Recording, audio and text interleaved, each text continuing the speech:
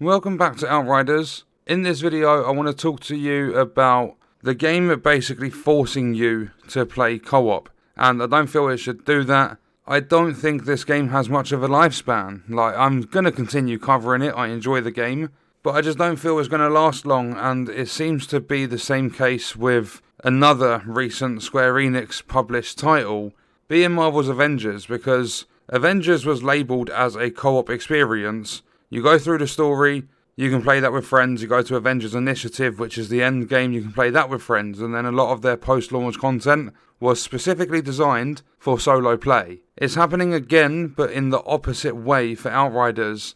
They're trying to force everything to be done in a group, playing with other people, and that's the worst part of the game because of their stingy P2P servers. There is an article, I found it through watching Open World Games. I'll leave his channel linked in the description. I'll also link the Kotaku article so that you can read it for yourself, because I'm going to cut most of it out. I'm just going to read this little, I think there's 2 paragraphs, so like a little part of the article.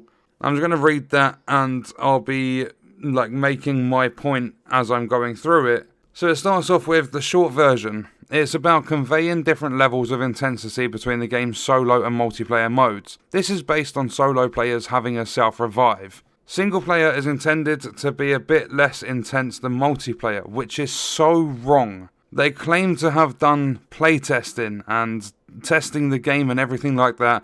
They claim to have done that, and if it's intended to be a bit less intense than multiplayer, why do multiplayer groups get self-revive and group revive? Why do solo players not get any form of revive? They said they wanted players to take a different approach to combat. A representative for developer People Can Fly and Square Enix said in an email, "We like presenting combat arenas as a sort of combat puzzle for players to solve. There's absolutely nothing puzzling about having world tiers, and if you die it lowers your progression. It basically tells you that you need to get good. You're going to lose progress the more you die in the game. That's not a puzzle. That's just a game mechanic." And I think that was brought up on Reddit.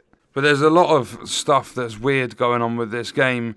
And they've said that if they were to introduce self-revives in single player, it would allow players to use that mechanic to power through fights without having to really think about it. And that's the case for groups.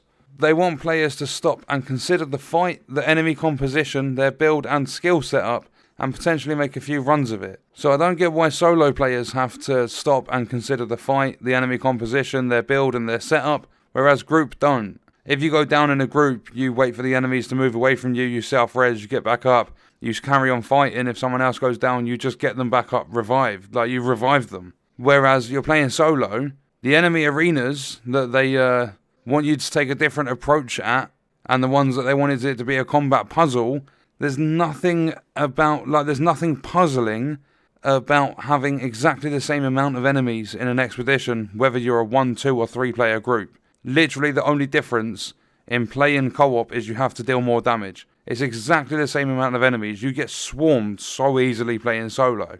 And it turns out revives weren't even originally part of the game. But People Can Fly learned through iteration that the mechanic was essential for the game's often hectic co-op battles. So in solo, the same amount of enemies, apparently that's not hectic. That's the most chaos you'll see in this game playing solo.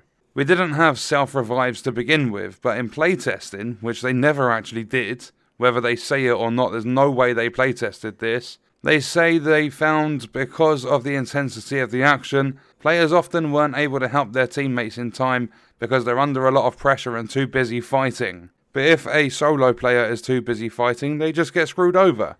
Whereas the co-op players, you can go self-res or you can wait and you can be revived. The reason we gave you self-revive is because if your teammates are too busy, then you can just get yourself back up. You don't have to sit there and wait. You don't have to be a man down or anything like that.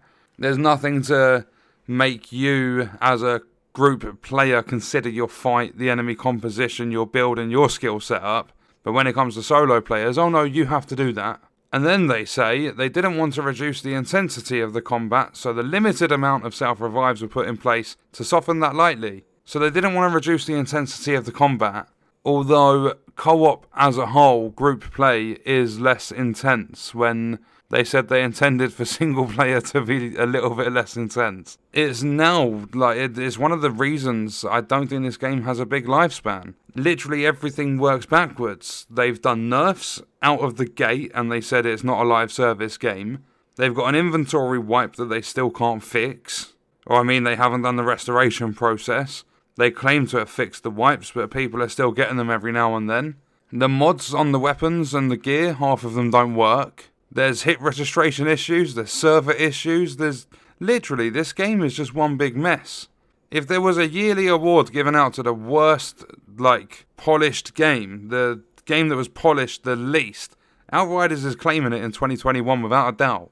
I really don't think, with all the AAA games that are upcoming for the rest of this year, I don't think anything's going to match this in terms of how broken it is. As everyone says in comments and stuff, the only games that come close to this are Anthem, Division 2, and I mean, Division 2 is quite an obvious one, just because that's where a lot of my community are from, but Anthem and Cyberpunk. And Anthem and Cyberpunk were very broken games, talking Cyberpunk on the console, it was unplayable. Anthem used to brick consoles. Now you've got Outriders wiping inventories. But yeah, that was the article on Kotaku. Remember, if you want to have a look, it'll be linked in the description. So will the Open World Games YouTube channel, because that's how I found out about the article in the first place. It's actually quite baffling. I'm going to wrap the video up, I'm not going to ramble on for too long, but it is baffling how they can claim to work on the game for 5 years, delay it 3 times because it's not ready, run an online demo for a month, struggle with servers, wipe everyone's inventories twice,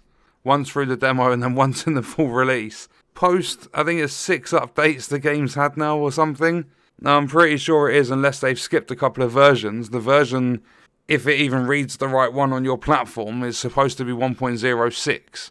I know there's been at least 3, and it's supposed to be a fully released product. When I say balancing is bad, the pre-order weapon is one of the strongest in the game when you level it up. And not only that, I've seen people saying that they didn't even pre-order the game. They simply just purchased the standard edition and they got their pre-order content, buying it after launch. Which isn't supposed to be the case because the pack's sold separately for those that didn't pre-order. Literally everything, from beginning to end, top to bottom, is a mess in this game. Another thing that really throws it towards it, if you have a scale of full release and live service, this definitely makes that live service tip all the way to the bottom on the scale, because they nerfed within the first week. They've done several updates or patches. You don't have that in a fully released product. But yeah, I'm going to wrap the video up there. Let me know your thoughts and stuff about it in the comments. Are you a solo player? You struggling to get through expeditions? What's your experience as a solo player? I will see you in the next video. I hope you guys enjoyed it.